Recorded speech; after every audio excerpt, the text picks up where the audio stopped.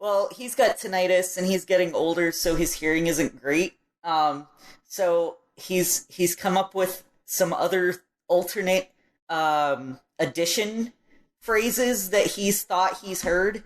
And Gust of Wind dance that Albert's doing is just the Queen's ass.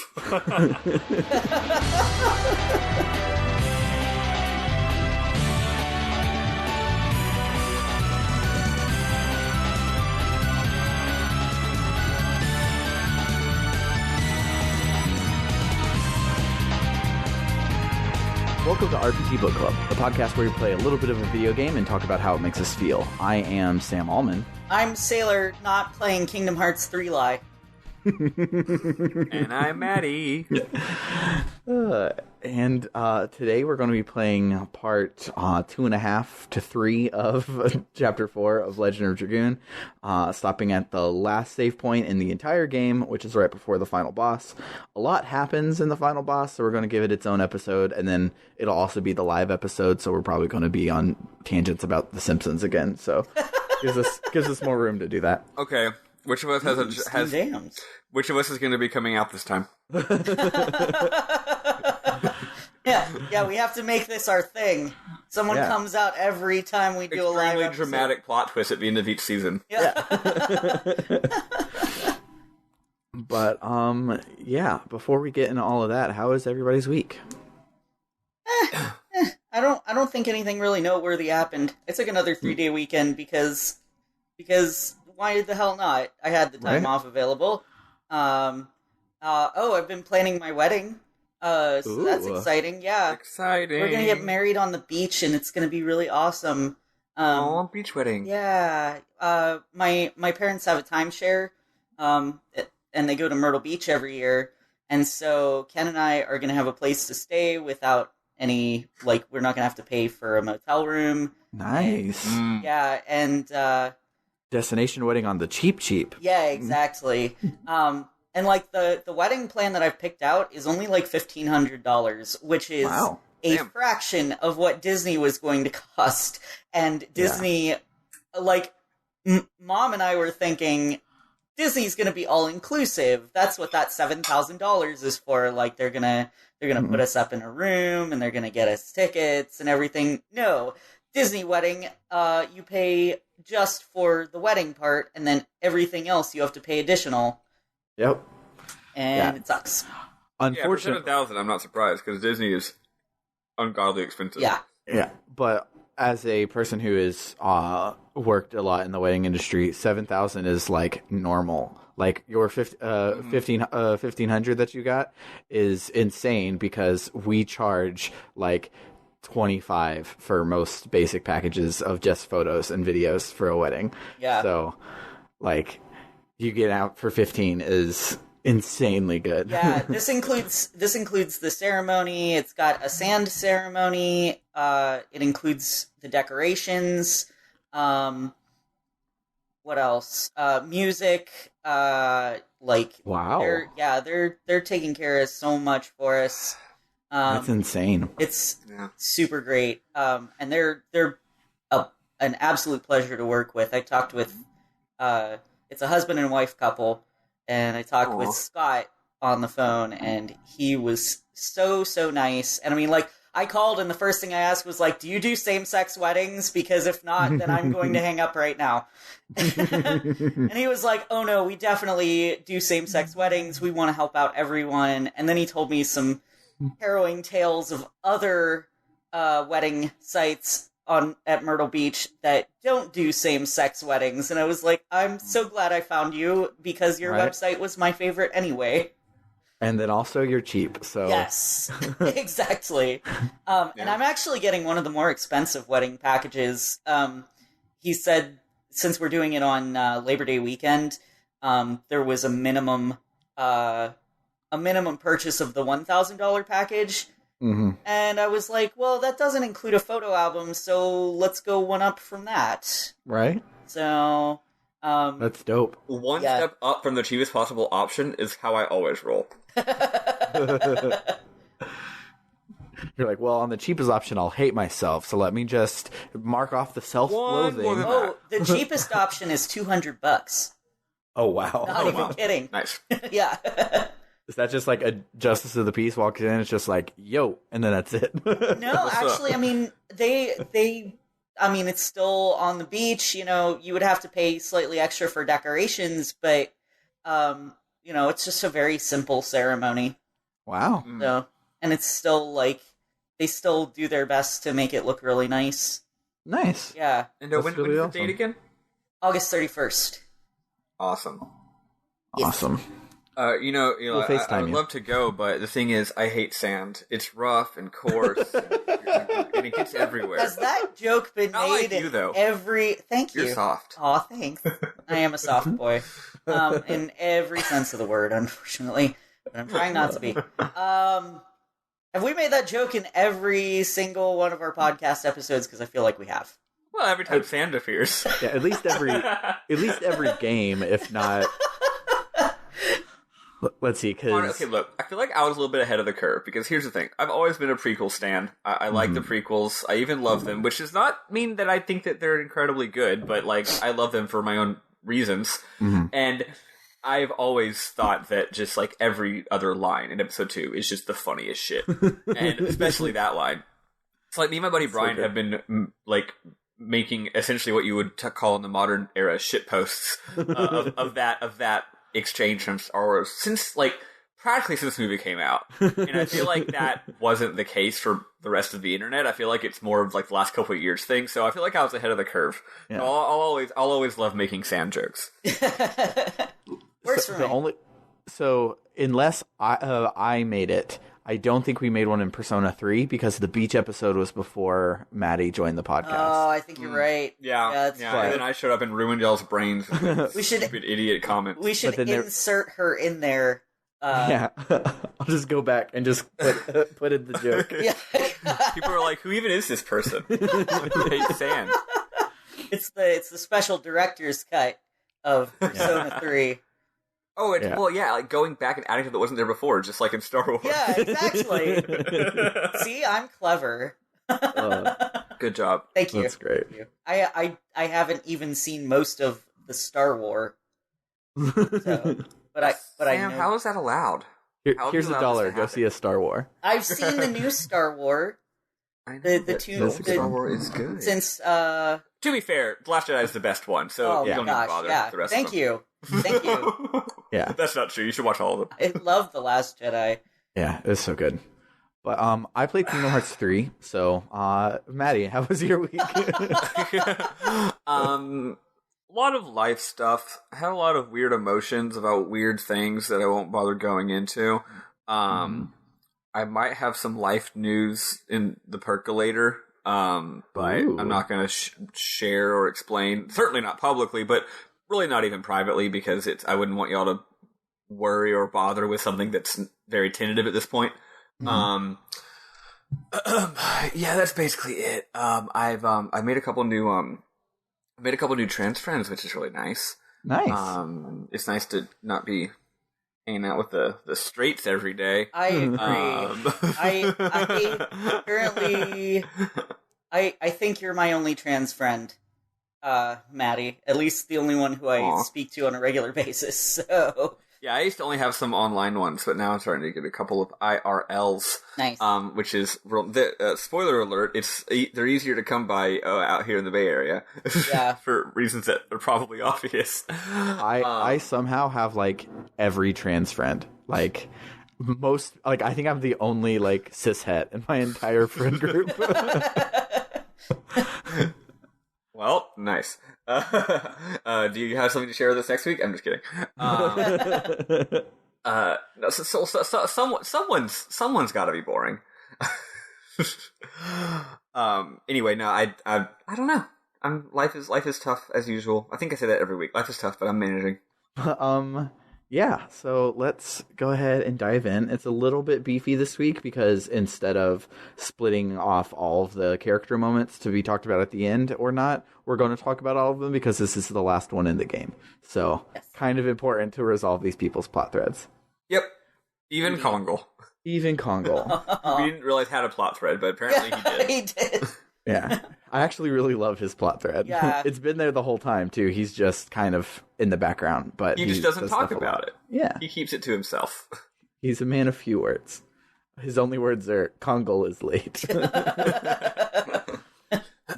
But first things first is we go and we fight a bunch of Dragoons, and we fight a magician, and then we go to fight a dragon, and then realize that Lavitz killed the dragon for us.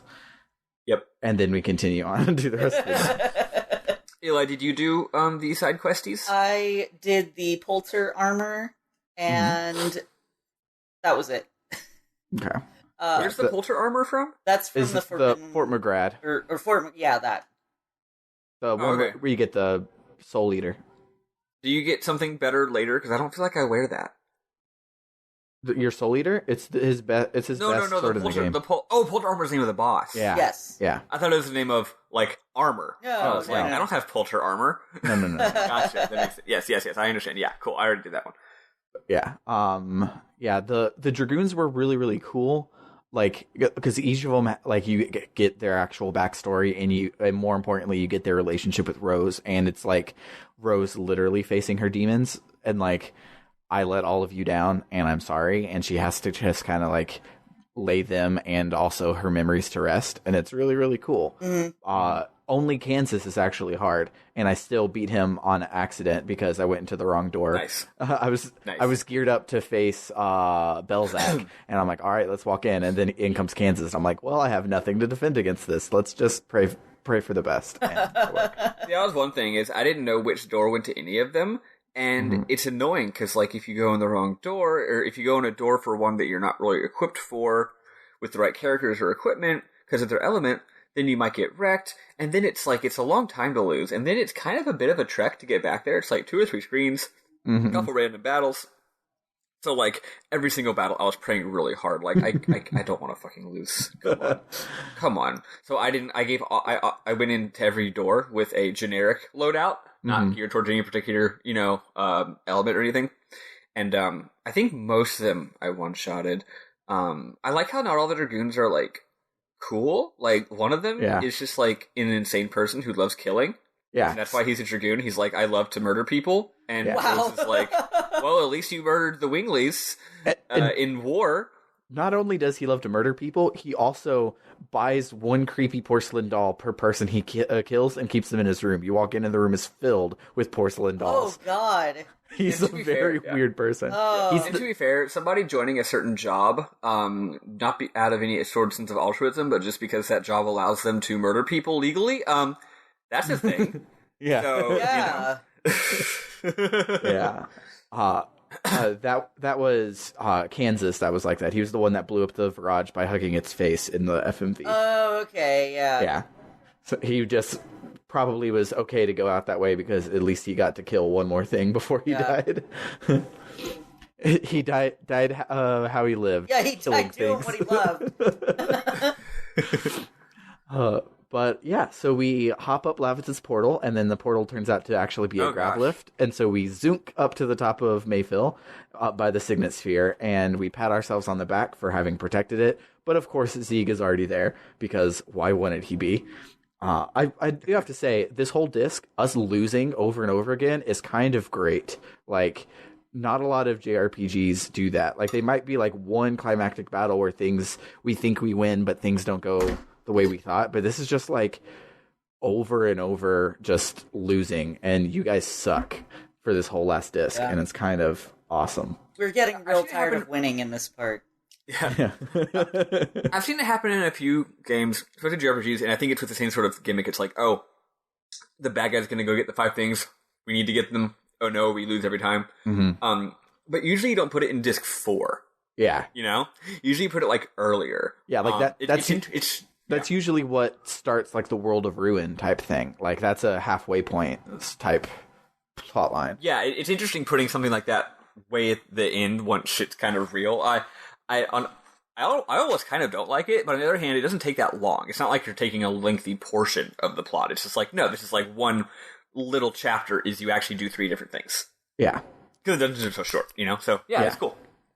But, Yeah, so Dart goes into a Dragoon form and charges at Zieg, but Zieg just like bitch slaps him and he knocks him back into his normal clothes.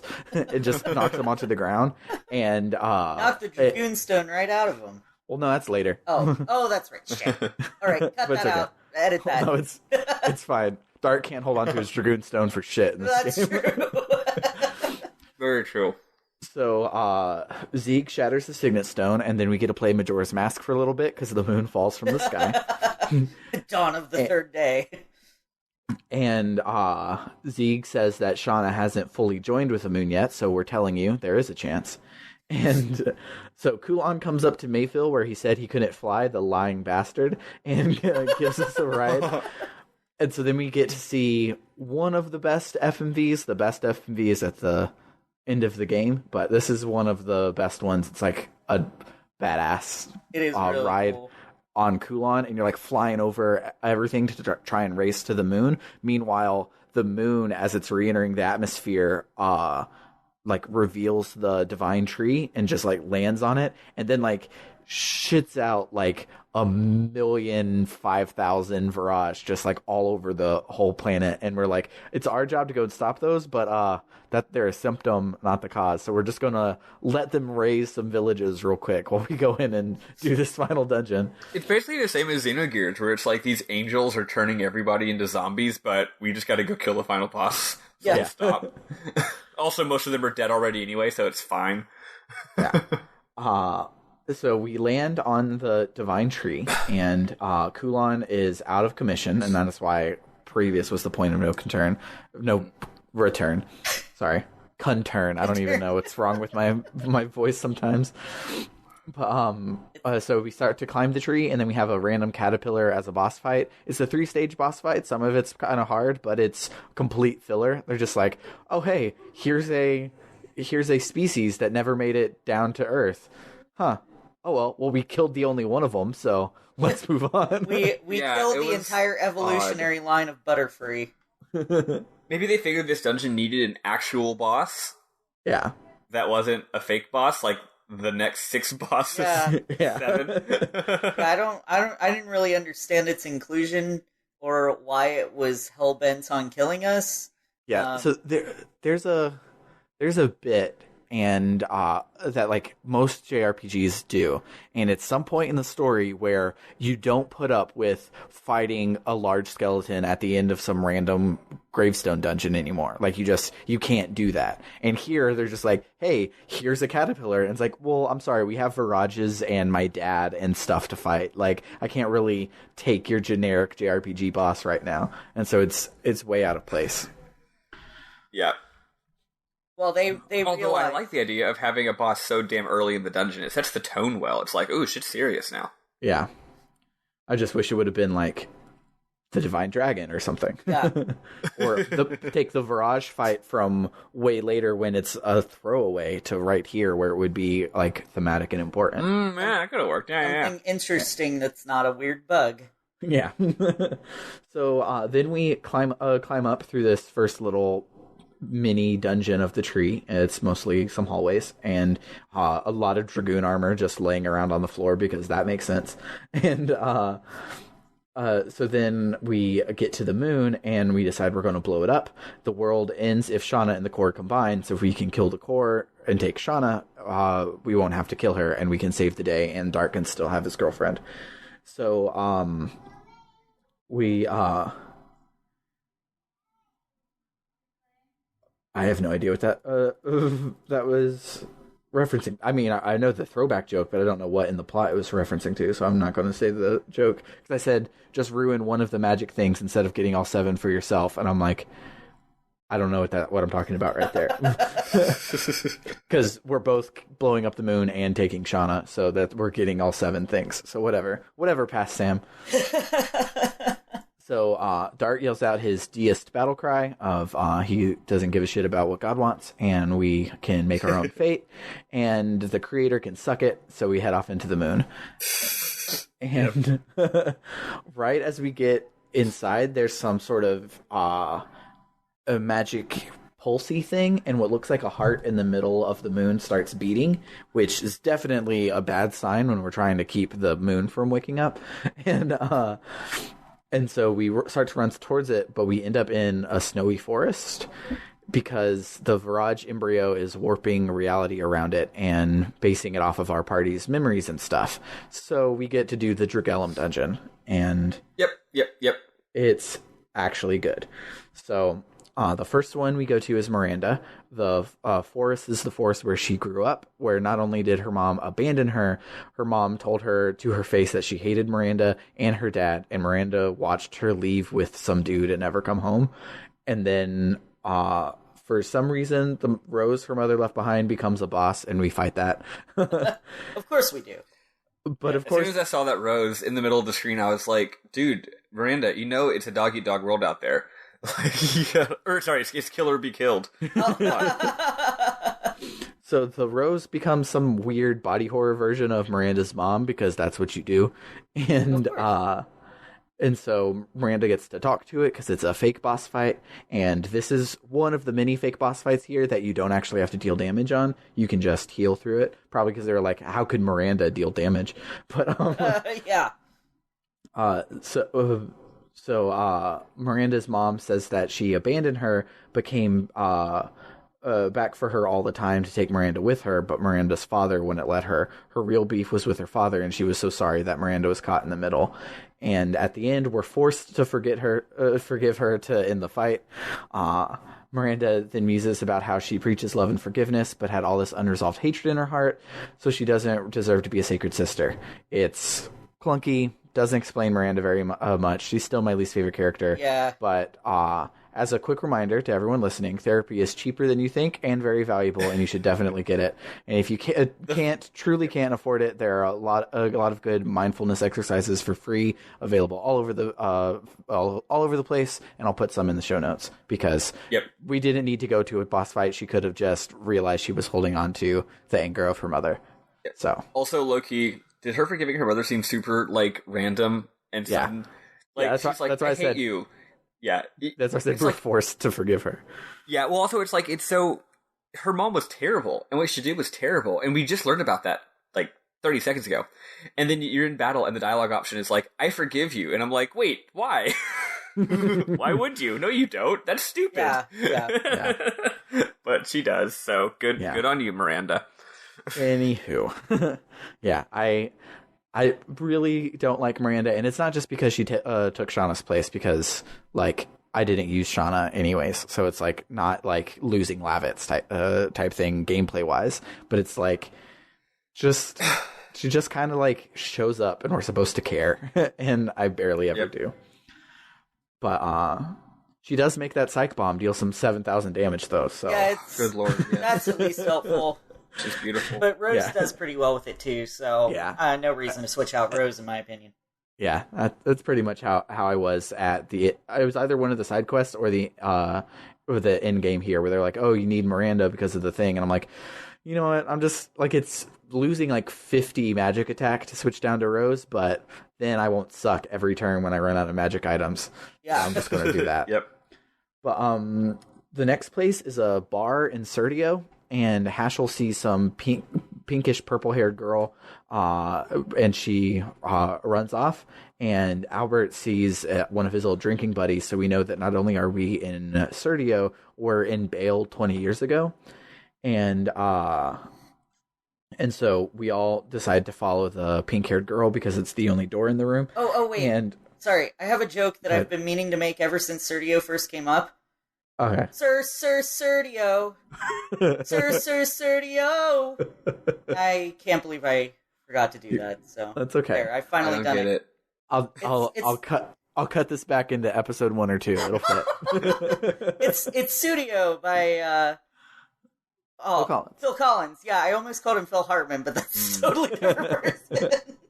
That's a different. I'm very tired. I was up very late playing Final Fantasy.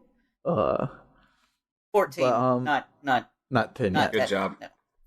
But, yeah, so, we follow her into Kokiri Forest, where we meet the Minitos, which are the opposite of Gigantos, obviously.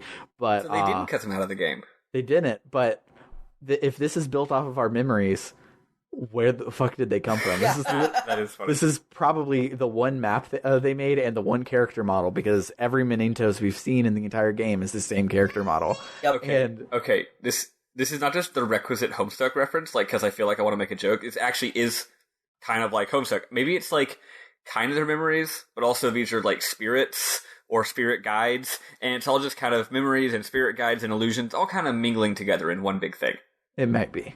Yeah, because remember, they're like explaining, the rest of the memories are actual memories, but the Minitos are like explaining how things work, remember? Yeah. They're like, you're going to be shown what you need to see, so Yeah, so, yeah, it still looks like we were supposed to go to Minitos Forest at some point in, like, Disc 2 or something. Yeah. Because, like, they're an important section of the lore, as we found out in one of the FMVs, and then here they are with a 3-screen, like, half dungeon and 2 NPCs. It's like on one hand, we didn't have time to actually put this part in the game, but on the other hand, our graphic artist already, our 3D artist did already make these Minitos models, and we don't want them to feel sad that we didn't use their work, so we'll throw them in at the end. Yeah. Which is respectable. Good job, person who made the Minitos models. They're cute. Yeah. I really wish that we had more of it, but oh well. They are adorable little polygons. So, but if we had more of it, one of them probably would have joined our team. Which person would you want to be a Minuto? Oh, Haschel. Haschel? I could see it being Haschel. Minitos would I'm over be amazing. Yeah. So, so we follow the... That's basically how it sounds already anyway. Right. But we follow the purple-haired girl, and she jumps into a portal, and Dart tries to follow, but Haschel's like, oh, she doesn't know you yet, and it's obviously Claire, Dart's mom, and Haschel's daughter, and they never really,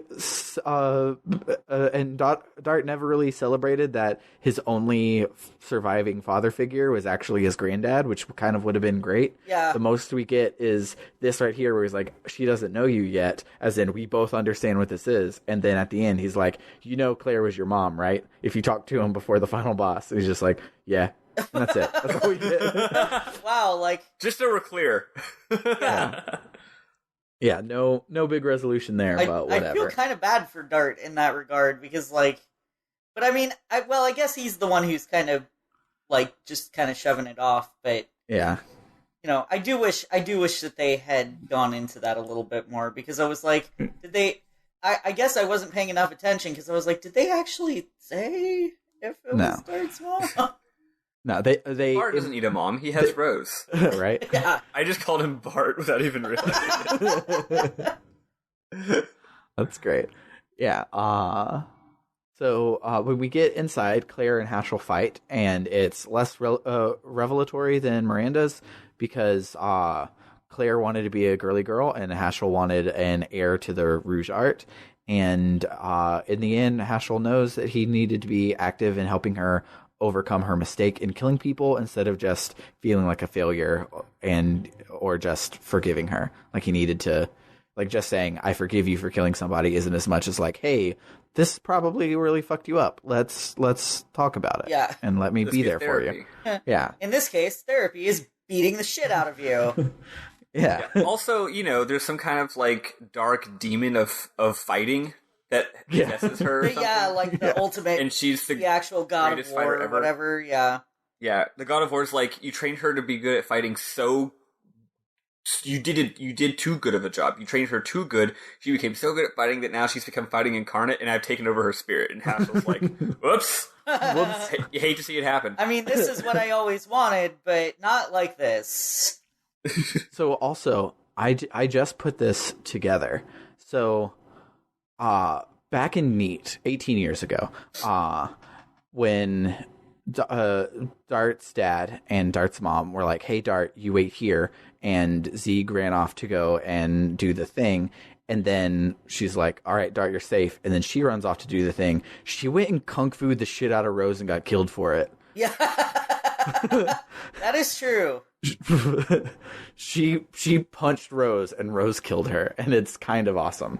Like I want that FMV now. It's just Claire versus Rose, Kung Fu versus Dragoon, except Rose is probably really good and just like astral drained her and killed her in one hit or something. Yeah. But yeah. She's one slice woman, basically. Yeah. But could she beat Shaggy? Probably That's not. the question. So I because of that Shaggy thing being shared, I started following a guy that's like really big into Scooby-Doo, and he like dissects and talks about how all of them are connected and which ones are the best ones and all of this stuff. And I'm like, this is the kind of content I want on my Twitter. How I love the Shaggy meme. It's so good. How did that even start? Like, I just suddenly It's kind started of been a seeing low-key things thing for a while about Shaggy, like, don't look into his eyes. And... Have you seen the clip, Eli, of him kicking people's ass? No. Okay, so it's a fairly old Scooby-Doo movie, like 3 or 4 years old now, but Shaggy gets possessed by something that whenever somebody says the word bad, he turns into a badass, and then if they say bad again, he turns back into Shaggy, and he's at some bar, and somebody's like, I'm going to beat you up so bad, and then he turns into crazy anime hero Shaggy and kicks the ass of everybody in the bar. Is this real Scooby-Doo? It's real an actual Scooby. Oh my god! Scooby, not AMV. What do we call those? OVA? You know, when the anime gets like a OVA? OVA. Yeah, it's like a Scooby OVA basically. Interesting. AMV. I was an early aughts YouTube kid. The guy who played Shaggy in the movies is in Twin Peaks: The Return. Nice. Yeah. Mm-hmm. Yes. He actually, so good, Matthew Lillard. Yes. Yeah, he actually took over the role of Shaggy everywhere because he did so good, which is really awesome. Wow. He's the current Shaggy. Oh, that's awesome. Yeah. And Squirrel Girl, because I never remember actors as their real names until they do something to cement themselves, and this one's in reverse because she hasn't played Squirrel Girl yet, but she has played Sadie. She's Velma, which is great. Sadie Killer. Oh, Kate Micucci? Yeah. Oh, See, okay. Name means nothing to me. She will be Squirrel Girl, and she currently is Sadie. That's awesome. Yeah. But yeah. Though actually, the show might have come out where she was Squirrel Girl. I don't know. It was one of the Disney shows. Oh, okay. Well, Ken's gonna want to see that. He adores Squirrel Girl. Yeah. I think it's called Marvel Secret Warriors Uprising. I think it's on Disney XD. I think it is out now that I'm thinking about it. Okay. That's a lot of words. It is. So next up is Rose and Kongol. And so we go into what looks like Kazas or Bale. It turns out that it's Bale, but Emperor Dole's throne room is there, so it throws me off. But Dole is about to take the throne, but is that after Dart and Rose fall down, Nope, but we're getting there. Oh, okay. Sorry. Yeah. Well, I think they all get separated, but then we don't actually visit Dart and Rose till later. Yeah, that's what's about to happen. So I gotcha. So we go to the city, but we can't do anything. But there's a portal. So being JRPG heroes, we jump through the portal, and then we go way up above the clouds where we can look down at the capital and everything. But then Rose's dragon named Michael beats the shit out of the party and knocks them off on either side.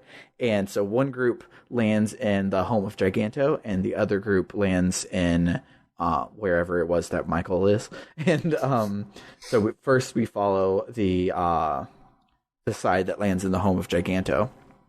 And so while we're over there, we see that Emperor Dole pre-Lloyd was actually kind of a good dude and maybe was right in the whole war thing, and splitting the country into two, excuse me, because like he's like stopping bandits and kind of being like a really good dude and saves Kongol from the bandits trying to kill all the Giganto and stuff. And it's kind of cool, kind of nice. So then we travel up to the final. This is the third time in the game, by the way, we've had to walk through the home of fucking Giganto, but we make it to the top, and Kongol's brother Indora is there, and there's much less talking than all of the other ones, and Kongol just has to prove that he's the strongest, not Endora, and it's pretty easy, pretty simple. Kongol's a simple man. These are simple times. You just punch over and over again. And then when you beat the battle, you finally get Kongol's Golden Dragoon Stone. We've been wondering why Kongol hasn't been a Dragoon the entire game, and finally, here's the plot battle that gives you his stone. Jeez. So if you don't pick it up in freaking Lohan, oh my god. You get level 1 Dragoon Kongol right here. Great. That's ridiculous. That's horrible. I actually really like this one because all of them are so funny, but this one is explicit because after you beat him, your brother is like, what is it? He's like fighting and being the best isn't really about fighting. It's about love and helping. And I'm like, okay, but I learned that by beating the shit out of you. Like, all of these, it's like, there's always some message about feelings and acceptance, but what you're literally doing is just hitting your feelings until they die. Yeah.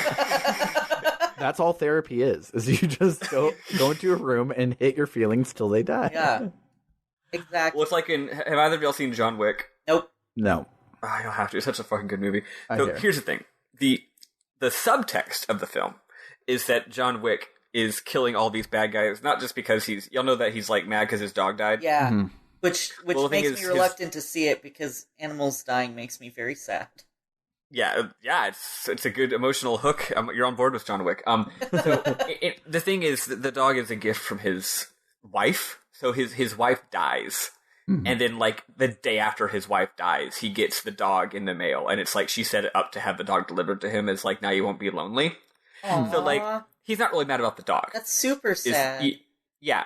So like the whole the subtext of the film is like he's dealing with his grief over his wife by killing a shit ton of people. But what's funny is that at a certain point in the movie decides to make the subtext text for those of you who weren't paying attention. So I forget what happens, but somebody's like, John Wick, you're a madman or something like that. And he looks at him and he's like, I'm going through a lot of stuff right now. Or something like that. Oh, that sounds great. And that's basically how I feel about all these scenes. It's like, yeah, you're working through your feelings by murdering a lot of people right now. That's your way of that's what you do when you can't get therapy. Yeah. Yeah. Is you go into the moon that never sets, and then the Virages use their magic to bring up your demons so that you can punch them in the face. So, back with Dart and Rose, we're in what looks like the Mountain of Mortal Dragon, and we learn how they make Dragoon Stones, how they made them all those years ago, which is some sort of like ritualistic killing and asexual reproduction all in one. And it's kind of cool. The particulars aren't gone into because you just watch her do it. She doesn't say, all right, now I'm going to make sure that I stab it in its heart right as I say the incantation. No, she just kills it. What that also means that our boy, the Divine Dragon, isn't dead because Lloyd did this to the DD.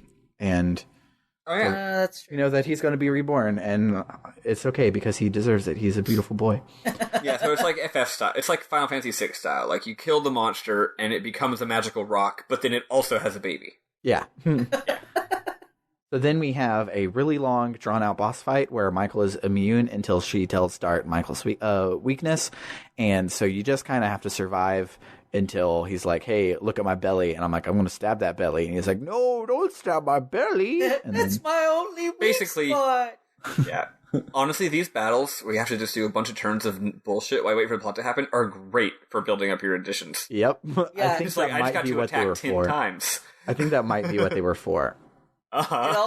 It also helps that Rose in her Dark Dragoon armor makes her totally immune to Michael's big attacks. Because she has, like, no HP compared to everybody else. Yeah.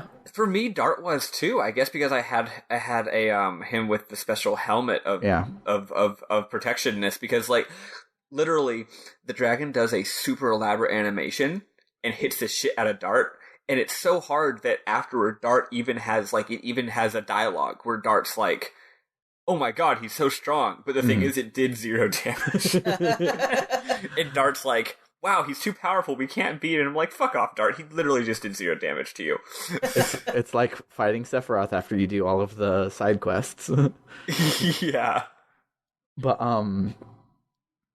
yeah, so Rose is really sad that she had to kill her friend after he went crazy, which is like what actually happened. So this is this is her replaying like the saddest part of her life, because I mean, besides the whole 10,000 years of killing babies, but the other sad part of her life was like after the Dragon campaign, Michael got old and cranky, which is, as we see with the Divine Dragon, means I'm going to blow up everything I see. So she had to put Michael down, and it was super sad because we watched her like give birth to her little baby boy and then also have to kill her baby boy, and it was really, really sad. Rest in peace, Michael. I brought you into this world, and I can take you out.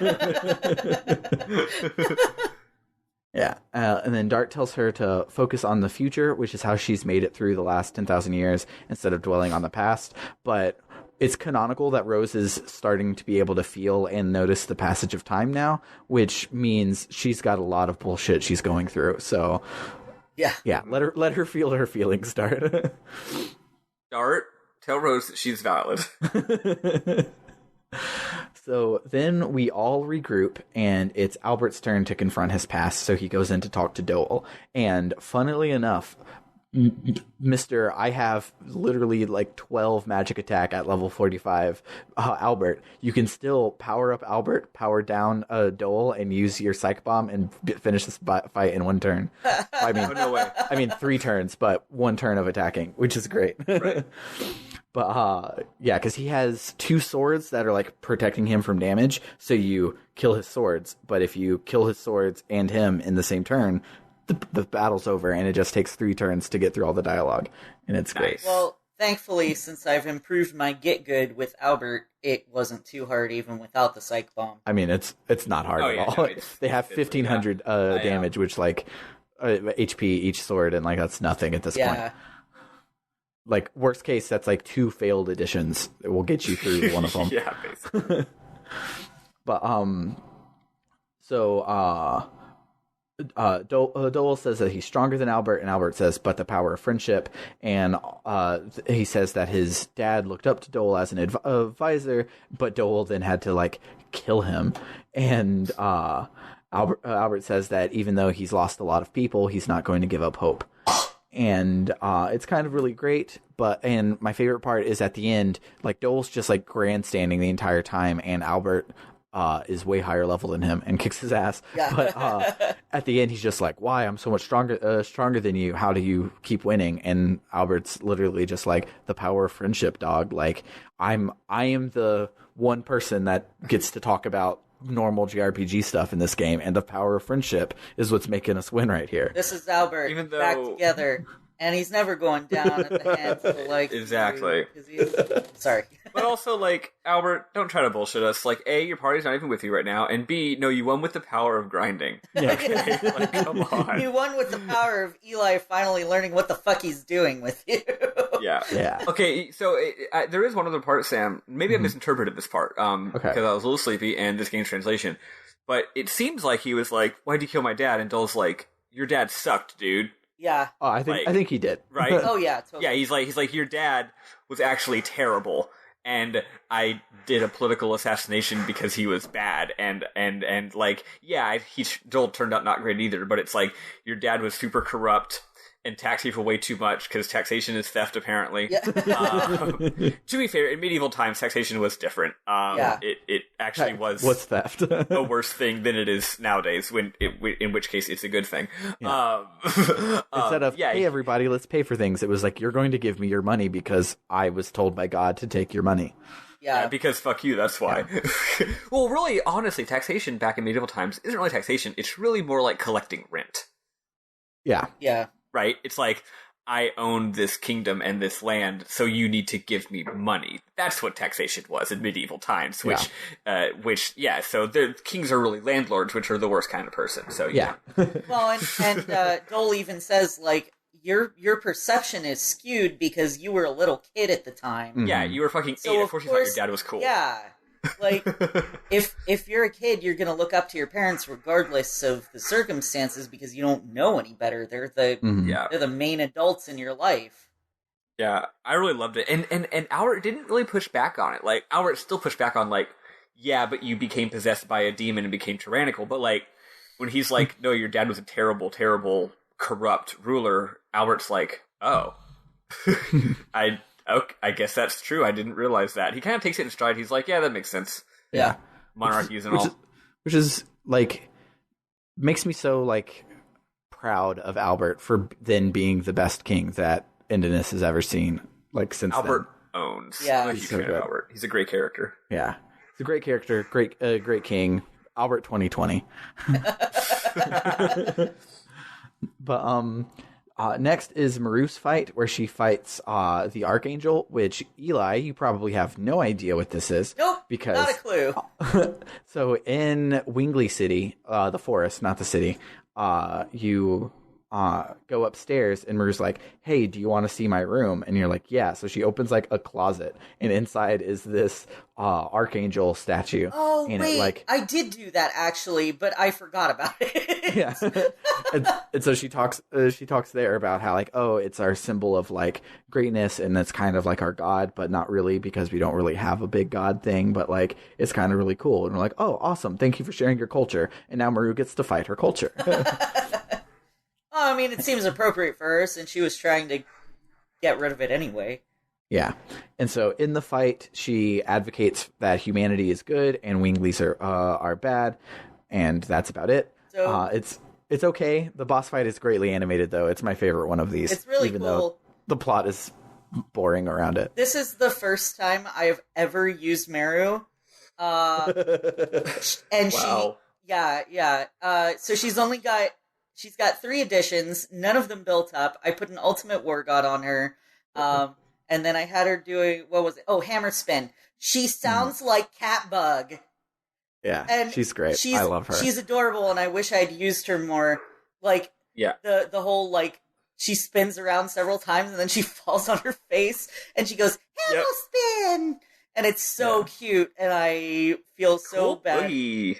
Yeah, cool Boogie is the best line in the game. Well, second best. Meru kicks ass. Yeah, the best line in the game is Rose's die, that she just says instead of like a hup, hop, hop, just sometimes she'll just say die. More and more. Yeah, it's so good. Though she says it in Demon's Dance, her final edition, but she says it in the middle and not at the end. And because of that, I'm always like, all right, she said die, I'm done. And it's like failed edition. I'm like, all right. No, you got 2 more hits, dude. Yep. But, so after Maru's, we go into the final area, which is some true Disc 4 JRPG bullshit finally. So it's, everything is, floating on, like, TV screens. Yeah. And, like, everything's made out of, like, silver stone blocks. We're literally in TV land. Everything's chrome in the future. Everything is chrome in the future. So here is where I'm going to bring up. I was going to save it for the finale, but I'll bring it up here because it's relevant. This one room where everything is a TV there's a fan theory that everything is inside of a computer, and these people are the programs, like, breaking their subroutines to become sentient AIs, and that's why they're fighting against their fate and all of that stuff. And it, like, checks out, but it's dumb, and I don't like it. Yeah, I'm not. Problem is, I feel like you could. Here's my litmus test for fan theories. The litmus test is this: could you make this fan theory about basically any work of fiction, and it would make about as much sense? Yes. If yes, then it's bullshit. Yeah. Well, it's same thing apply. Anytime it's like it was all an X all along, it's like you could say that about anything. Yeah. Or the people who decide that children's shows have actual creepy, like, origins and shit, like, Angelica's in a coma, and all the Rugrats are just in her dreams, or everybody in Ed, Edd n Eddy is dead the whole time. I fucking hate that shit. Yeah. So yeah, we were all so in stupid. a technological fever dream the whole time, and also dead the whole time. And also dead. Also, frankly, I'm not gonna lie. How is that more interesting than fighting against God? Yeah. No. How is that more interesting than we have no idea why this room is in this fucking game? This is a fantasy game. Why are all these weird TVs here? That's way creepier if there's not explanation for it. It's like, what the fuck? Yeah. I like to think of it as just like, well, this thing warps time and space. This room is just from far in the future, kind of. Well, like, Spiff, we like Twin Peaks. We're used to not having explanations for things. Yeah, I really like it because not only is it TVs, it's TVs that are showing you like important emotional, not just like important things. It's important emotional points throughout the gameplay are on every screen, and that's really cool. Yeah, you could think of it as like, okay, I guess I'm fan theorizing, but this is a theory that I think is actually interesting. Like, maybe, if God sort of low-key lives here, maybe this is how God keeps an eye on things, you know, with all these TVs. Like, it's supposed to be extremely evocative, and, like, you've gone beyond anything your characters... Like, this is a magical world, okay? Yeah. You've been to a place where gravity's upside down. You've been in places where things are warped. So, like, no amount of weird magical bullshit is going to surprise these characters. But this that's surprising. Them. Not that they comment on it, and the fact that there's no dialogue commenting on it is also great. Yeah, it's good. But so at the end of the section, you feel a power, and you hear someone say, "My world, my future, my heart," over and over again. And Dart hopes that it's not Shauna, and it's not. It's just an intact Super Virage, which we then fight. A real, actual fight. How is this fight for you guys? It was a little rough for me. There was one attack that it did a whole heckin' ton of damage. But I was able to get through it. I think everybody was alive at the end. Yeah, I did side quests, so I had legend casks, and all of his attacks are magic, so I don't think I took damage, and I psych bombed him till he died. So, like, side quests in JRPGs suck, because every one of them gives you stuff that makes it harder than the final boss, because the final boss has to be balanced to where everybody can beat him, and not all the people that did all the things. But... yeah. It's kind of an intractable problem with the JRPG format. Yeah. What I think could work is, so in most Pokemon games from like Gen 4 to Gen 6, once you beat the game, you can go back and the gym leaders in the Elite Four will have harder Pokemon for you to fight. They could do something like that where it's like, okay, you killed Faust, so your final dungeon is going to be harder because you've already killed Faust, and like have the check there, like have it balanced like that. But I think the best idea, the way to do it, and you cannot do this in every game, is the problem. Dragon Quest games, after you get past maybe 6 or 7, I know 7 does it, 8 does it, and then some of the remakes, like the remakes of 3 and 4 do it, where basically the extra hidden optional stuff literally just takes place after the end of the game. It's post-game content, right? Nice. So, like, it's like, oh, you beat the final boss, but there's a little bit of, like, an epilogue, like, extra little story. Like, it's actually plot. Like, there's an extra chapter of interesting story that isn't that important, but it's still interesting and fun, and at the end, you have the crazy boss. So it just happens after the end of the game. The problem is that a lot of JRPGs end with, like, the world being fundamentally altered in some big way. Yeah. So a lot of JRPGs end in such a way that it would make no sense to continue playing the game after the end of the game. Yeah. But if it is possible to do that, then I think that's by far the best way to do it. Yeah. Like, FF6 could have done it. Like you go around and do World of Ruin shit, but now there's, like, you just fight more monsters for funsies. I don't know. Yeah. And, like, that's how, like, the player story goes anyways, because you never, except for this game, because we artificially did it, but normally if you were playing this game and you saw those side quests and they were too hard for you or whatever, you would double your save, go and finish the story that you're interested in, then go back to that save and go and do all of the things. Like, that's what the point of no return is for. And so, like, that's most true. games, that's how we normally play the games anyway. Yeah, so just make it make sense in the plot that way, and then everything is fine. And again, I think most JRPGs, you could do that. And then you get an extra little... Dragon Quest IV, they added an entire extra 5-10 hour long chapter with a new playable, like a new party character and all this stuff. It's like you learn a bunch of backstory about the villain after you've defeated the villain. Like, yeah, it's crazy. I actually didn't play it yet. Because I wanted to play, like, the OG game and not get into the extra stuff. But anyway, yeah, it's a great idea. I wonder, we'll find out next week if that's something that they could have done in this game, or if the way the game ends, there's no way they could have done that. I wonder. So after the fight, we make it over to Shauna, who's floating in an anime fetal position. And as Dart runs up, Zieg knocks him back and steals the Red Dragoon Spirit. That's weird. Which of course still works for Zieg because why wouldn't it? And so he transforms. And Dart, you got it. And so we apparently can't finish the game without another Dragoon fight because we need one always. And Zieg is the Dragoon in which we fight.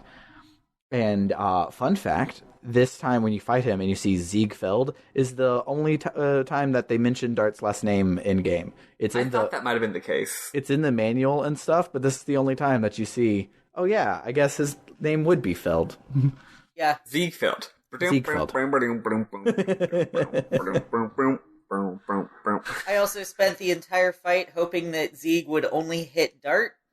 Because he is the Red Dragoon armor. Yeah, he's immune to fire magic at this point, which is great. And it happens sometimes, but boy, did he like going after Rose. Yeah. So I went in, funny enough, I, being an idiot, didn't think I should probably think about the fact that Zieg is clearly going to be a fire magic person. I brought Meru into this fight. Oh, man. He didn't touch Meru. Wow. Oh, that's lucky. I think he might have used an all attack spell like twice maybe, but it didn't do a shit ton of damage. It did like under 1,000 to Meru. That's but amazing. I don't think he used I don't think he used a single attack, a single character attack against her the entire battle. He used Red-Eyed Dragon a couple of times, and I'm sitting there going, how much fucking mana do you have, dude? Jeez. Right? None of the bad guys in this game have mana. It's nuts. It's not fair. It's annoying. Yeah, I really like the fight with Zieg just because you get to hear all of Dart's additions with a different voice actor. Yeah. And that's cool. I think that they should have given this boss battle fake final boss battle music because you really should feel like it's the final boss battle because I think you would have reason to believe that it is. So they should have given it fake final boss music instead of the normal boss music. They should have. It gives away that it's not really the final boss. Yeah. Not that we all didn't know that anyway, but you know. Yeah. They should at least pretend that we're being... I want to at least pretend like I'm surprised. Yeah. So after the fight, Zieg says, I no longer need this flesh, and kind of melts to the bottom of the screen. And then motherfucking Melbu Frama comes out. Good old Melbatos du fromage. That is what I've been calling him. Thank you, I'm glad you liked that. And so this is a plotline that I accidentally told you like 3 weeks ago, but I used the word Zieg instead of Melbu Frama, and when I accidentally said Melbu Frama or something, he happened to be in the scene we were talking about, so you probably all just thought, oh, I missed that, not Sam spoiling the end of the game, and so neither of you filed it away. But I was listening to an episode like on the way to work the other day, and I'm like, oh shit, I just told them the end of the fucking game. Whoops. But so when Zieg killed Melbu Frama Obi-Wan'd into the Force and hid inside of Zieg's Dragoon Spirit because Zieg was petrified. So of course that was never going to be anything. But then when Zieg got over his petrification and went off to fight the black monster, he transformed into his Dragoon, which awoke Melbu Frama, which let him take over Zieg's body. And he didn't even go to the black monster. He was like, I have all that I need. So he left to go and stop his evil plan and didn't even bring the Dragoon Spirit with him. Now, but I have a question. How did Rose not know back in Neat that she was fighting against Zieg? She didn't. That was the point here. How did she not know that? Because she never met him. So he went to put on his Dragoon Spirit to go and face the black monster. And that's awoke his Melbu Frama. Melbu Frama was like, what the fuck am I doing here? It's too cold in Mil Sesso this time of year. And just leaves. Okay. Sorry, I missed that part. Yeah, no, it's like that was something I had. That's why it came up last time. I was like, how come she didn't recognize him because of blah? I'm like, oh shit, fuck. But yeah, so the reason she didn't recognize him is because they never got to fight. Gotcha. Okay. Yeah, but nice.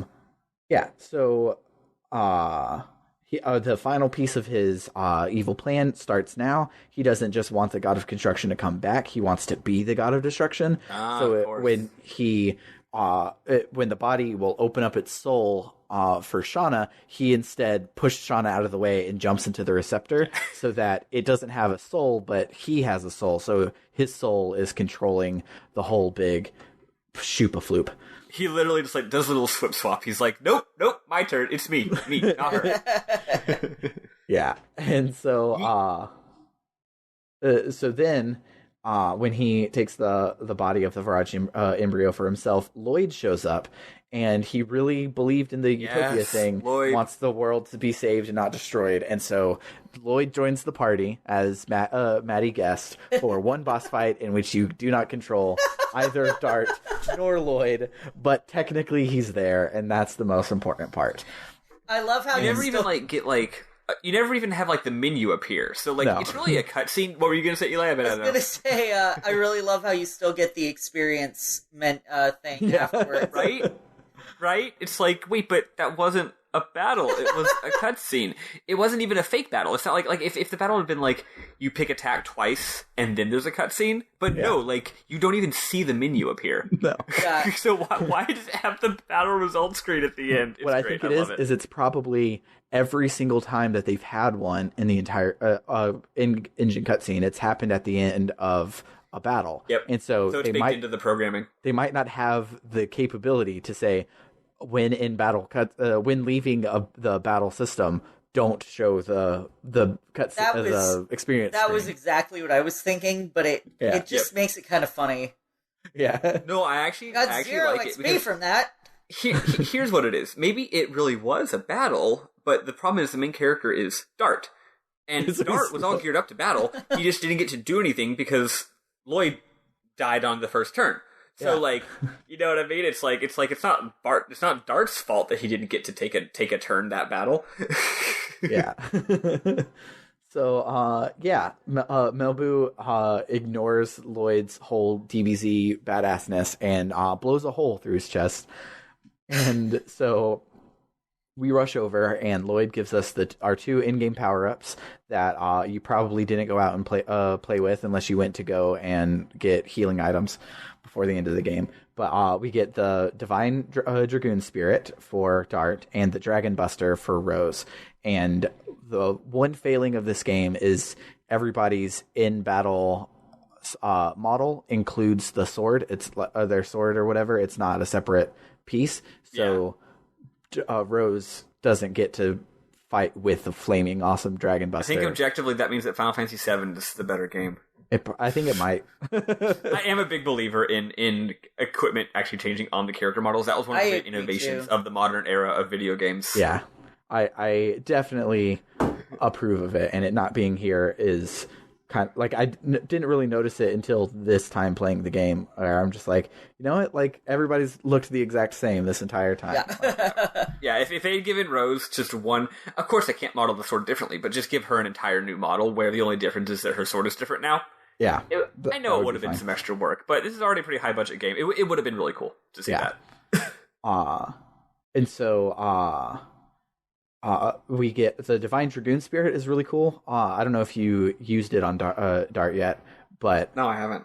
So it's not nice. Like it is not a like.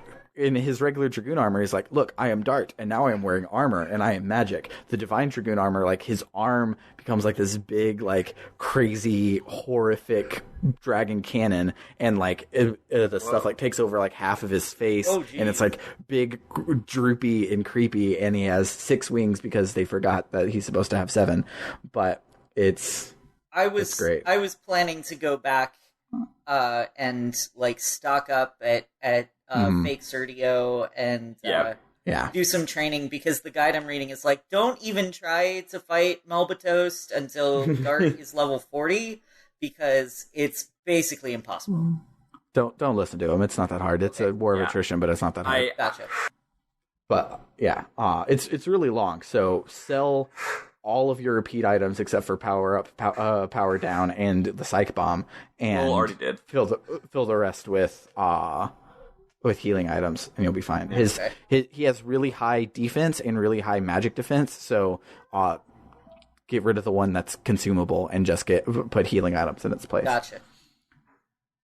But yeah. So you talk to your party and get psyched up to in this game, but you then tell Rose that you're not ready, so you head back and save, and we'll fight Melbu next week. Yep. And that's the. Or if you're on Vita, you don't have to save because Vita is amazing at going to sleep.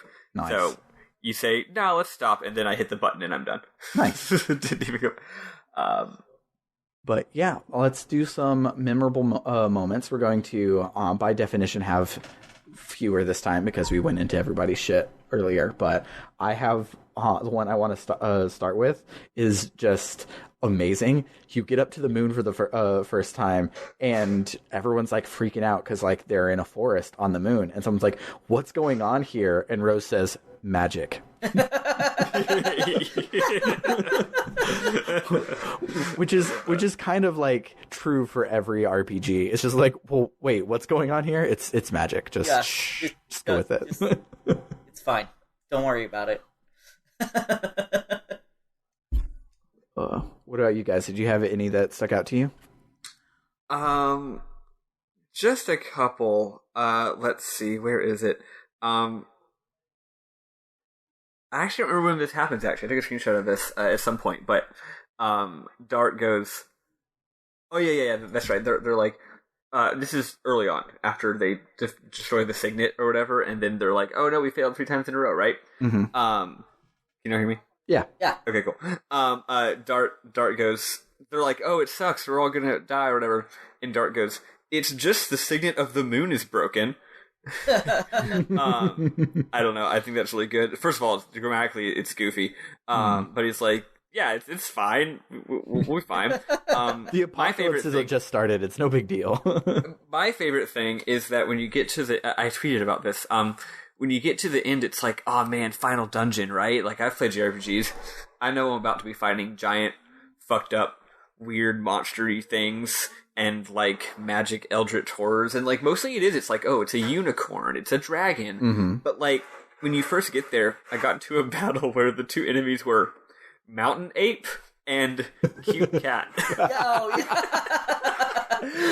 And, Cute Cat, I didn't get a good look at it close up because, you know, it's when the camera zooms in for the battle, it's pretty quick. Mm-hmm. But I did get a good look at Mountain Ape, and Mountain Ape's character model is phenomenal. It is a palette swap, but I guess I didn't notice how much I liked the model when I saw him last time, when he was like a what is it, like a wintry mat, like a cold, like a Yeti.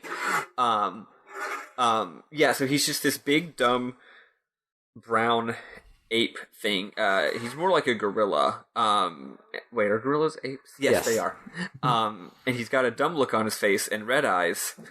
But under his right, so his left arm is doing kind of like the thing that apes do, where they like are like scratching their sides, you know, like the stereotypical sort of thing.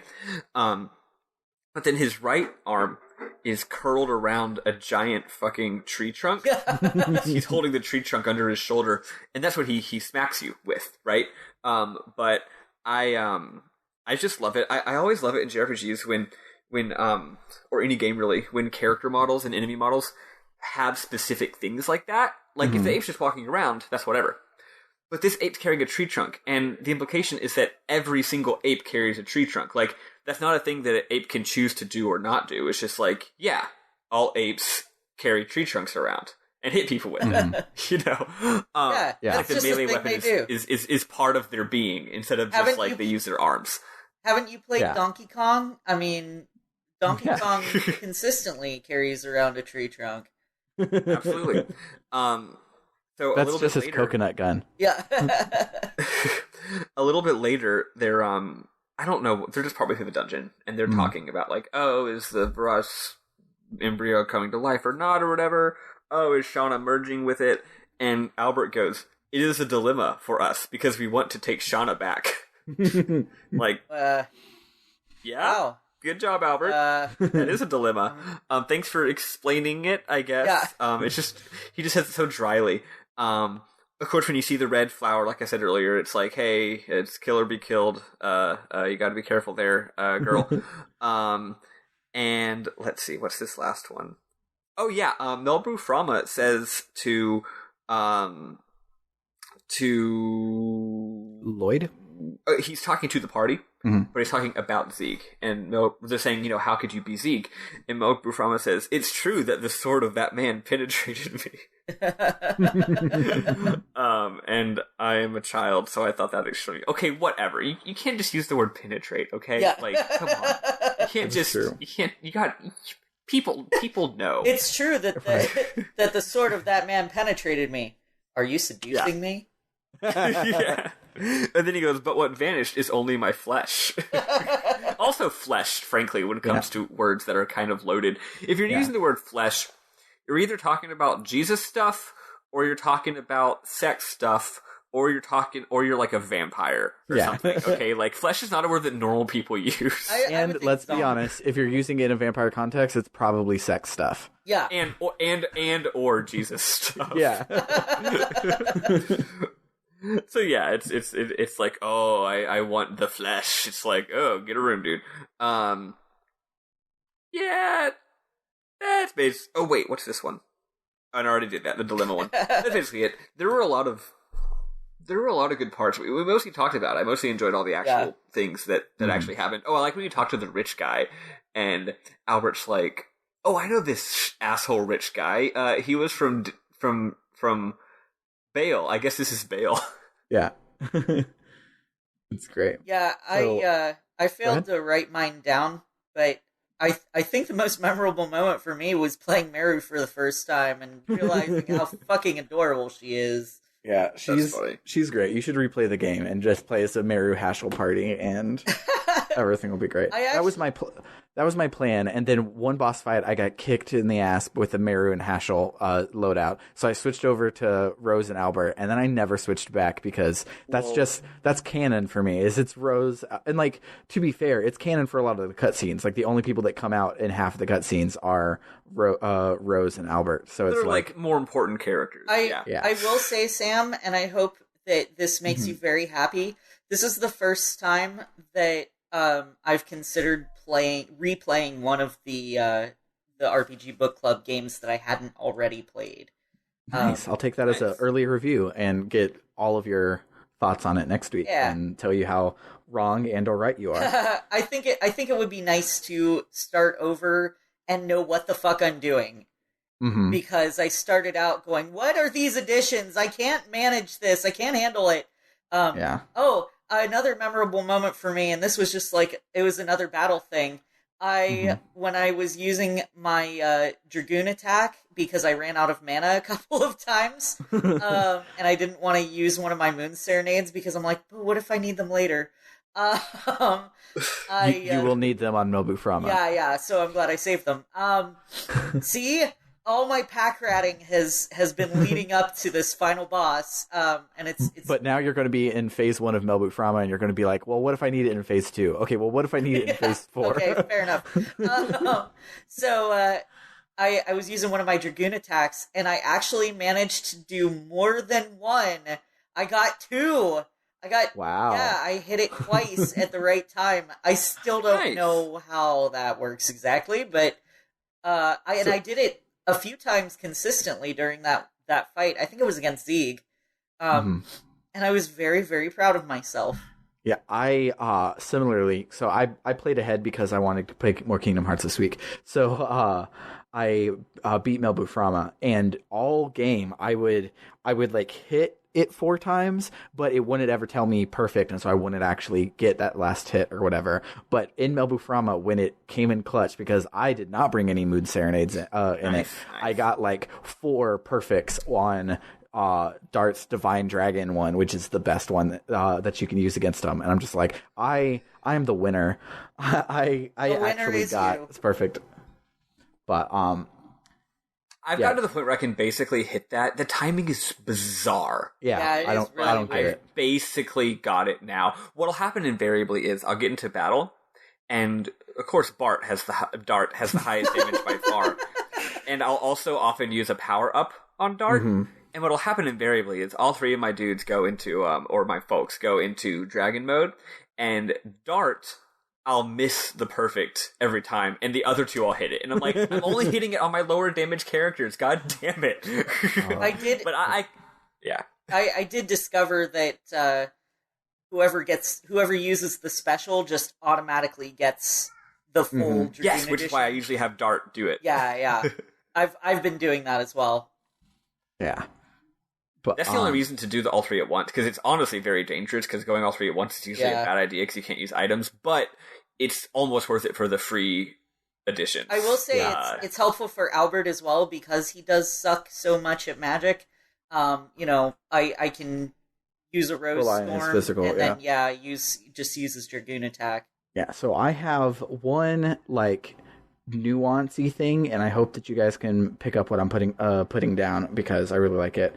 But so, and then 3 funny ones to end out the day with, so we don't have to end on sad stuff. So when you first land in the tree, Rose has like lost all of her optimism. Like before it was like a bleak optimism where she's like, we're going to annihilate things, but here she is like having failed at her job. Like her job was to stop what you're doing right now. Like we're all gonna die, it's hopeless. And so like every time you talk to her, you no longer get the like, we're Dragoons, we're going to do what we have to do sort of black monster from her, but you get like just Rose. I wish she had a last name so I could humanize her more, just like the person inside of her. And so Dart, like his plucky hero optimism is like the only thing she can rely on, and it's like a big like flippy flop from like normal JRPG, where like in normal JRPGs you start with somebody with a character flaw, and then when it comes down to it, they're just like, you know what? No, fuck that character flaw. I'm now a good person, and we all cry and we're all so proud of them, and they fight the final boss. But here with Rose, she's like, no, we're going to win everything. Everything is good. And she like throws away a character boon at the end instead of throwing away a character flaw. And it's kind of really cool. And she's like lost and vulnerable, and it's so good. She's the best character. Rose. She's like Homura from Madoka Magica. I don't know if you two have seen that, but I just have watched the first couple of episodes. I keep trying to watch it all, but every time I do so, I'm with somebody else, and they're like, "What's that?" I'm like, "Oh, well, let me start it over, because the first 3 episodes are the best episodes in anime." And I start it over, and then I don't continue much past episode 4 or 5. Please continue. It's really, really good. The end of it is just perfect. Yeah, I really need to finish it. I've heard that it's perfect. It's one of my absolute favorite anime. Yeah. So then my last 2 is I said 3. One of them's funny. 2 of them are uplifting. So we'll start with the funny one. So when you're doing the fight against Claire, and Haschel's like, I just wanted you to be a good fighter, Claire's response is, I don't think so. I am just a girl, like the ones you can find anywhere. Oh, yeah. Well, someone doesn't believe in herself. Right? Seriously. I'm just a normal girl who's become the most powerful person in the world. Which almost is like why did you search for 20 years for me? I'm just a girl, like you can find anywhere. Also, I just realized it. Claire's been dead for 18 of the 20 years that he's been searching. Yeah. Like, sucks for Haschel. Sucks for Haschel. Mm-hmm. Basically, never gonna find her. Well, he might find her body somewhere. Like, he'll find a grave and neat. Though actually, he doesn't go. Never mind. That's like hella spoiler. Okay, cool. Yeah. Oops. He doesn't something. We'll leave it at that. You can see what he doesn't do at the end. It was more like doesn't. It was more like a something about like the meta around the ending and not the actual ending. So gotcha. I wasn't actually giving it away, but it required you to know what I was talking about. But is he going to accidentally the whole thing? He accidentally a word. Careful with that one. That's an antique. He doesn't. Yeah. He doesn't the whole thing. Yeah. It is really, really, that's throwback. Only 90s kids remember. Yeah. Only a very specific subset of 90s kids remember. Well, let's be clear here. Yeah. But so my favorite thing is similar to that one is where you would say most but don't put the adjective there. We're just like Chikorita is the most Pokemon ever, and then everybody just fills in that adjective, and they jump in and like hate on you or whatever. And you didn't actually put a thing. But It really is. So my last two uplifting ones, these are when you're talking to everybody before you go and actually fight Melbu. This is hanging around, so you might not have seen these. But Meru says that, no, this one is in her fight with the Archangel. Never mind. The Miranda one I have is later. But so in her fight with the Archangel, she says that this world is awesome. It's filled with people who are going through so many things. So of course there's fighting, but there's happiness too. I love this world. I'm going to protect it, which I thought was great. Where she's like, yeah, people are fighting, but like people are going through a lot. So of course there's going to be conflict because like people have to work through their shit. People under a lot of stress these days. Yeah. I was just about to say that. And then the final one. Peaks. Yes, I really do. If you watch Twin Peaks, I'll read Homestuck. Okay, I'll do it just so you can read Homestuck. But so my Miranda's happens there at the end, and it's the most like sum up of the theme. And this is when it's like it says it directly to be like, I hope you now notice that this is what the game is about. But she says, fate belongs to those who are living. We can destroy this quote unquote fate that somebody else made up. And it's good. It's good, fam. Because that's what we're doing. We're about to go and kill God and keep him from killing us. Actually very Marxist to say that. Marx calls capital dead labor. Nice. Because it's literally labor from the past. And capital and like literally physical objects, not just money, but like, you know, if you're using a machine, someone in the past built that machine, right? Nice. So basically, he says that dead capital is the past.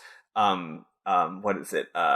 The dead ruling over the living, basically. Nice. Whereas actual labor is live labor. Nice. So anyway, Rose, very Miranda, very Miranda, very Marxist. Nice. Good job, Miranda. But yeah, that was all that I had.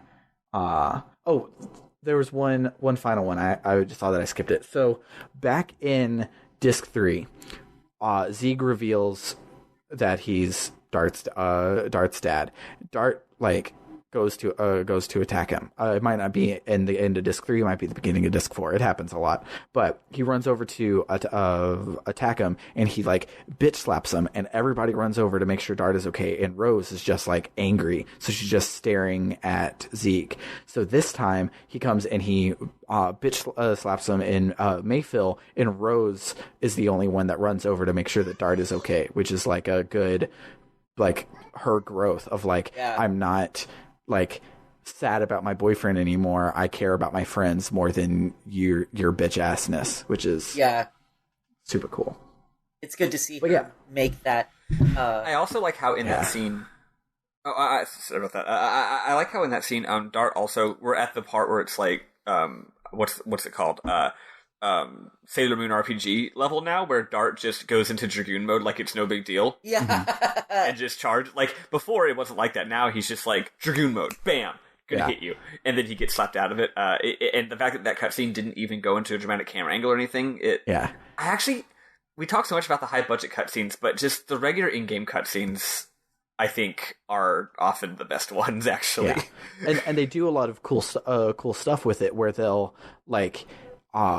sometimes they'll change the camera angle, not as much as Final Fantasy VII did, but they still will change the camera angle to give you a different look at the scene, or they'll fade to black so that then you're watching it from all the angles as if it was a battle scene, but you just don't have to render the ground behind it, so they can just use the cheaper models, and it's really cool. Yeah, that's part of why the Lavitz death scene is one of my absolute favorite cutscenes, because they do so much with just the in-game models, and Lavitz and Dart holding hands as Lavitz dies, even in the polygons, it's really well done. Yeah. And then and then even without going into the battle versions, you have Shauna's dress is just a regular pre-rendered background scene. You have I'm deciding to not kill the black monster was just a pre-rendered background scene.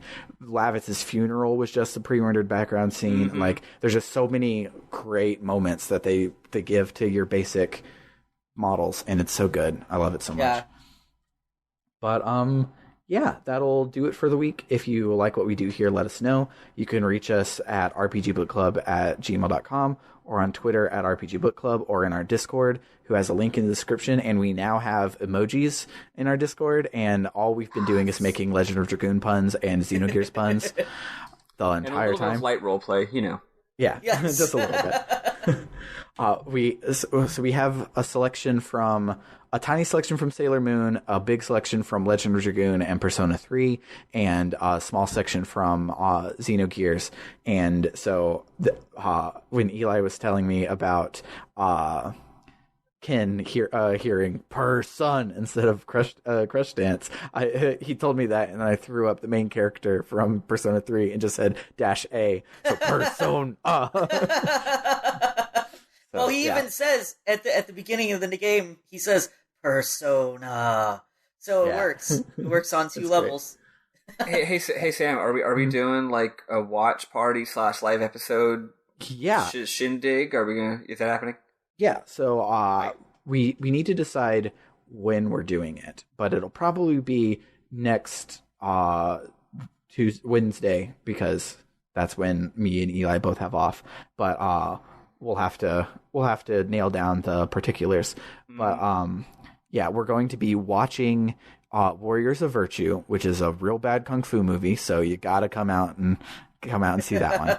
And then after Warriors of Virtue, we will have our live episode where we talk about all of the things and talk about this game and our next game and all of our feelings, and we'll answer Q&A, and everything will be awesome. We already have had a couple of questions come in on our Discord that we're going to answer, and it'll be real cool. But as a reminder, our next game we're playing is Final Fantasy X. We're selling out! Woo! Yeah. Selling out. We started this podcast saying, I want to give love to all of the smaller RPGs out there. And we were playing probably the second biggest JRPG of all time. Like, I think 7 might have been bigger than it, but they still both were launched JRPGs for a new console. So they're both huge. I'm gonna give us a little bit of slack here. As far as units sold, I don't fucking know. Who knows? But as far as cultural imprint, I think that FF10's cultural imprint was actually not enormous. Given the time and place that it came, I believe that very shortly after, people kind of stopped caring about JRPGs in general. People started saying they were outdated. And even FF10, people said it's outdated. It's like we're into more new games, like Grand Theft Auto. Like, we don't like these old-fashioned games. They need to be more innovative. The cutscenes are too long. Blah blah blah. We don't like it because it's cheesy. So, I think it's a very interesting game to do and talk about, actually, especially in the year of our Lord 2019. 20 by teen, you mean? 20 by teen, exactly. But a lot of people have said what you just said, Maddie, but that then means that those people think that 10 was great, and then everyone else says 10 is great, and all I've ever heard is positive stuff about it being the best game of all time. Oh, everyone likes it. I just feel like people don't talk about it. I will say, no, FF10 is like the game that all the not gamers have played. I think every person at your school that has a PS2 but doesn't go to video game websites and argue online about dumb shit, they've played FF10, and for them it's the best fucking game ever. But you're like hardcore, like big time gamer aficionados are the ones actually who talk about it less. I think that's probably it, because impact of it. Like, I think of my like main like friend group, I think I'm like the most like, not like hardcore gamer in the way that that's meant you play Fortnite these days, but like I've gamed like as my main hobby my entire life. Yeah. I think I'm the only one of my friends that's like that. Not saying that you guys aren't my friends. I'm just saying, like, historically, at Baylor, I know Maddie was at Baylor, but we weren't friends at Baylor. But like at Baylor in high school, those sorts of things, I was the only person that like dove deep on that sort of stuff. So I probably am getting that impression from all of my friends who have 5 PS2 games. 3 of them are Madden or FIFA, depending on if they're white or if they're Hispanic, and or Tekken. Then the last one is Final Fantasy X, like almost invariably. Like that's why at Half Price Books they had 15 copies of it, and all of them were like $3 because everybody bought it. Wow. Yep, that's accurate. So basically, it's only jaded gamers with bad opinions that don't appreciate FF10. Regular people think it's awesome. Yeah, and then also, like, just as a quick aside about that whole thing, like, there will be so many people that will that because something will speak to them, they will say that it's the best, even though it's not. Like, Xenogears is really good. It speaks to you. I really like what it's trying to accomplish. It's a bad game. It is not completed. Parts of it are too hard. A lot of it is like crap, but it pulls itself together by its bootstraps and it comes out to be good. But there are so many people that are just like, man, Final Fantasy 10, 7, 15, 12, those are all crap games. The best game of all time is Wild Arms 1 or Xenogears or Sengen Kagura or something like that. It's like, come on. Like, it's not. Like, be reasonable. Yeah, and which does remind me. I swear I'm going to finish this episode. I know that you two are probably just like, "Come on, shut the fuck up." But I saw on Twitter there was a thread that was like, "What's your unpopular Final Fantasy opinion?" And literally every opinion had somebody saying the opposite thing there, which is kind of my reason for wanting to do the podcast. And it's great. Final Fantasy is such an influential series and is such a contentious series. You can love the series, yet have drastically varying opinions on it. Unlike Dragon Quest, where if you like Dragon Quest, you have the same opinion on Dragon Quest as everyone else who likes Dragon Quest. So yeah, of course we should fucking do one. You know? Yeah, it's really good. But I don't think of. I did remember right here as I was saying this that I wanted to talk about the Tim Rogers thing for Kingdom Hearts, but I'm not going to go into that whole thing. I'll save it for the live episode. So if you really like what we do here, you can help us pay for it all by donating on our Patreon. Patrons get to vote on the next game we're playing once Final Fantasy VII goes up. We'll open up those polls. So if you want Final Fantasy X. Did I say 7? You I meant sure 10. did. Oh, we're doing 7 now? Awesome. No. It's canon. It's the thing. It's official. Nope. I'm going. Everyone go buy your copies. No, I'm going to bleep it out.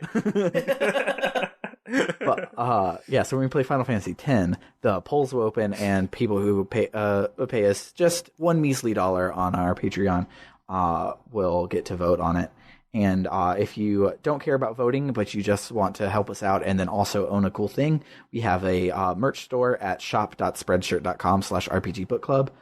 And next week, come back and we'll beat the whole game. And we'll talk about the ending, and Sam will probably cry on the air. Aww. So nice. Yeah. Next week, one of these podcasters will die. Cry. Will cry. It's going to be a little less high stakes than that. but for RPG Book Club, I have been Sam Allman. I've been Elias Sailor Eli Warren. And I'm Maddie. Toodaloo. Bye. Love you. I want facial hair, but I can't really grow it. Really? So I grow a neck beard and sideburns. Your sideburns are so substantial. I'm surprised that you would have issue with other kinds of hair. Thank you.